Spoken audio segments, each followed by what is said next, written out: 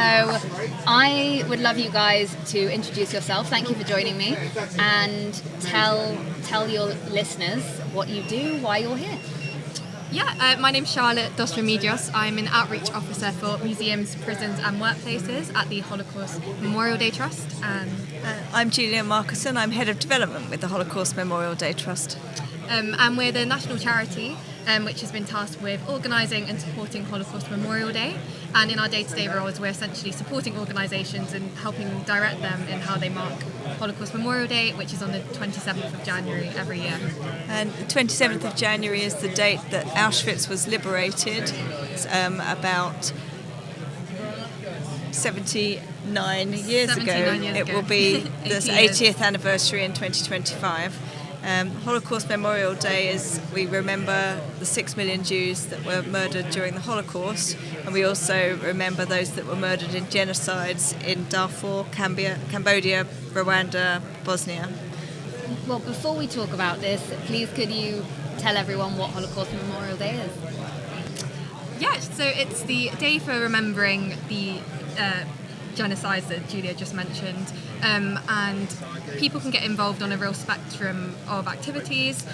Today we're here to encourage more workplaces to mark Holocaust Memorial Day, and the ways they can do that is they could do a social media post, they could write a blog post, they could do an intranet post, or they could do something more physical, get their employees together, bring them together to do a lunch and learn or an educational session. We also have a lot of survivor speakers who can come into workplaces and give the workplaces their account of their testimony. Yeah, and on a bigger scale, as an organisation, we organise the national commemoration, where we host the heads of state, religious heads. Our patron, who is the former Prince of Wales, King Charles, attends, the Prime Minister. We have very high-level guests at a closed national ceremony, and then we also screen an online commemoration which is free to watch for anybody in the UK and internationally.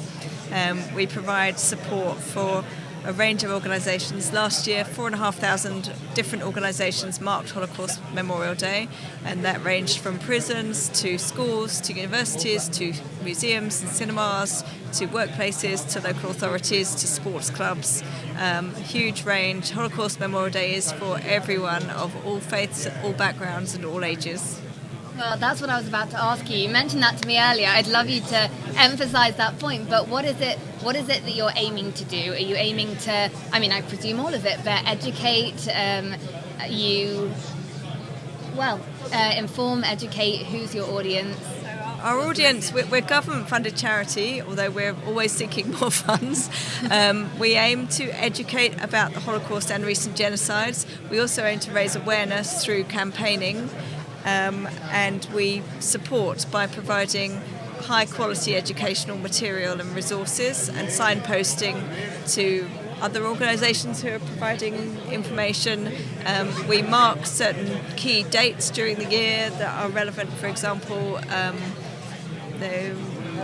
Yes, and I think our ultimate aim is to embed Holocaust Memorial Day into kind of our national psyche and our kind of national calendar, I guess. And so every year as January approaches, people begin to reflect on the Holocaust and more recent genocides, and communities come together, as Julia said, regardless of different faith, age. And the aim is to learn more together to create a brighter future. We hope that by more people understanding how the Holocaust and other genocides happened and what the after effects were, that we can prevent more atrocities happening in the future, and people will gain a deeper understanding of each other and create a more cohesive society with better understanding. Education is so core. More important now that we're not going to have survivors.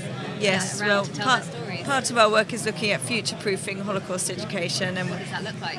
What does that look like? We've developed, for example, we have a fabulous new website called Ordinary Objects, Extraordinary Journeys, which focuses on artefacts. And if you visit the website, it's ooej.com. And you can look at artefacts in a very clever 3D technology used, where you can manipulate the artefacts and turn them around and follow their journey through Europe. And they tell a story of the people because the objects, the ownership transferred as they went along their way, and it tells a story of survival of different people through the during the Holocaust years. One is from somebody who was on a Kindertransport. One is from somebody who was in a concentration camp. And I guess They each seeing tell the a vision different of something story. like that makes it a lot more Correct, real. and we also have documentation on the website, so you can look at art. Not alongside the artifacts, there's documents that support and evidence the journeys and the ownership and the stories that these objects tell. So that's one example.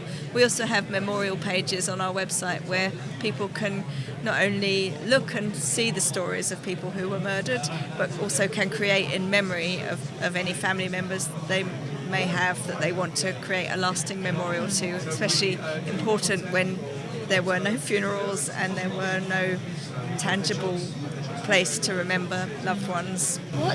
You talked about what companies can do, and you've told me about what your aim is. What's the best thing for individuals to do what's going to have the greatest impact for all of us out there? For me personally, it's mostly about kind of communities coming together and people kind of gathering. So if you, I don't know, visit our website or you listen to us and you're interested in what we do, going to your workplace, going to your EDI team, going to your manager and saying, could we do something? As an individual, if you're not in a workplace, you can watch our online ceremony. You can you can order a candle from our website and light a candle on Holocaust Memorial Day. We have a Light the Darkness national moment at 8 p.m. on the 27th of January, and you can join us by lighting a candle and have a moment of reflection. And you can follow us on social media and share our posts with your networks so that more people can learn for a brighter future and spread awareness. Well, is there anything that we haven't covered already that you'd love to tell our listeners before we head off? Well, I think if anybody would like to know more, please contact us. We're always looking for support for our work financially as well. So you can get in touch with us through our website, which is hmd.org.uk, or follow us on our social media channels and get in touch with us that way. And we'd love to talk to you and support you with marking Holocaust Memorial Day. Before we go, is there one thing that you want everyone to remember coming out of this video? I guess for me, I think it's really important that people essentially learn from the past to create a better future, and that's our slogan as well. So I know that's why we do what we do. Yeah. One fact that was quite stark that came out in a couple of years ago is that 1 in 20 people in the UK didn't believe the Holocaust happened. So there's that fact, and then coupled that a lot of people don't know how many people were murdered in the Holocaust. It's 6 million Jews, men, women and children. So if everybody learns one fact today, please take that home. And many more beyond that. That's the ones we know. Yeah. Gosh, wow. Thank you so much for speaking to us today. It's really lovely to meet you, and that's all from us. Yeah? Thank you. Thank you.